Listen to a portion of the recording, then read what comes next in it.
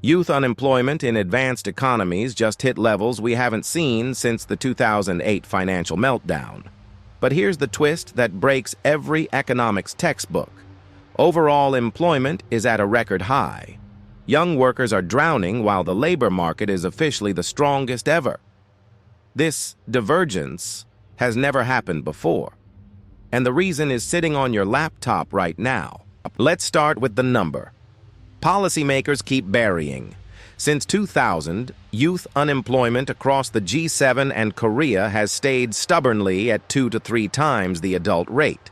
But look what happened after 2022. In the UK, youth unemployment jumped past 14%. In Italy, it's above 22%. In France, over 17%. In Korea, a country obsessed with education, young graduates are sitting on couches at rates their parents never saw. Even in Germany, the poster child for apprenticeships, the youth rate is climbing. This isn't a recession blip. There is no recession. GDP is growing. Corporate profits are records. And yet the people entering the workforce right now are being crushed. The career ladder didn't get harder to climb. Somebody sawed off the bottom 3 rungs. Now the obvious pushback: youth unemployment is always higher. This is normal. It's the line every economist repeats. So let's test it. Here's youth unemployment plotted against total unemployment across the same 8 economies. In every previous cycle, these 2 lines move together. Recession hits, both go up. Recovery comes, both go down. Lockstep. For 20 years. Then 2022 happens. Total unemployment collapses to historic lows. 3.6% in the US, 2.6% in Japan, record lows in Germany. But the youth line refuses to follow. It flatlines. It rises.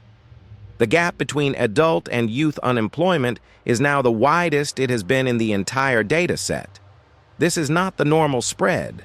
This is a structural break. Something is specifically targeting young workers while sparing everyone else. And young people are just lazier now is not a serious answer when the same pattern shows up in 8 completely different labor markets simultaneously.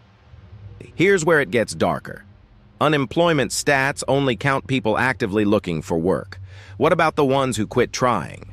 Economists have a name for them: NEET. Not in education, employment, or training. In Italy, nearly 1 in 5 young people are NEET. In the US, over 13%. In the UK, climbing back toward 13% after a decade of decline. These aren't students.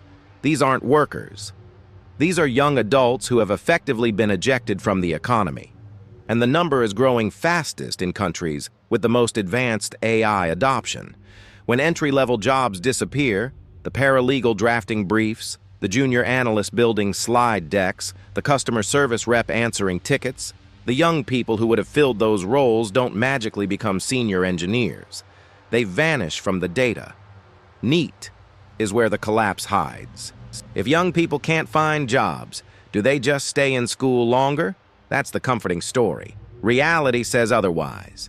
Youth labor force participation, the share of young people who are either working or actively trying, has been in free fall across every advanced economy since 2000. In the US, it dropped from over 65% to around 55%. In Korea, it's below 30%. Some of this is longer schooling, but the drop accelerated after 2020, and it correlates directly with the collapse in entry-level job postings. LinkedIn's own data shows entry-level tech postings fell over 50% between 2022 and 2024. Junior legal roles, down. Junior marketing roles, down. Junior finance, down. Meanwhile, senior hiring stayed flat. Companies stopped hiring the humans they used to train because the software now does what those humans were hired to do. Participation drops, discouragement rises, and the political class calls it a skills gap. Now for the moral punchline. If the economy were shrinking, we'd expect young people to suffer. That would be tragic but explicable. It's the opposite. GDP per capita is growing across every one of these countries. The US grew 1.9% per capita in 2023. Korea grew. Canada grew. Even sluggish Italy posted positive numbers. The pie is bigger than it has ever been in human history. Productivity per worker is at all-time highs because AI is doing the work.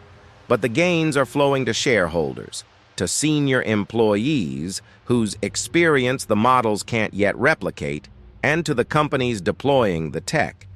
Zero of those gains are flowing to the 22-year-old with a fresh degree and no experience, because the job they were supposed to get was automated 6 months before they graduated. This is not a bad economy. This is a rigged one. The data is unambiguous. Gen Z isn't a generation of quiet quitters or coddled snowflakes. They are the first cohort in modern labor history whose entry point into the professional economy was deleted by software before they arrived. Total employment is a record. Youth unemployment is at crisis levels. NEET rates are climbing. Labor force participation is collapsing. GDP is up. And nobody in power is naming what's happening, because naming it would require admitting that AI's first casualty isn't truckers or factory workers. It's the college graduate with a laptop. The career ladder didn't break. It was demolished. And we're pretending the kids at the bottom just need to try harder. If you want the charts the news won't show you and the arguments built on data instead of vibes, subscribe. One video a week. Every claim sourced. No opinions without a spreadsheet behind them.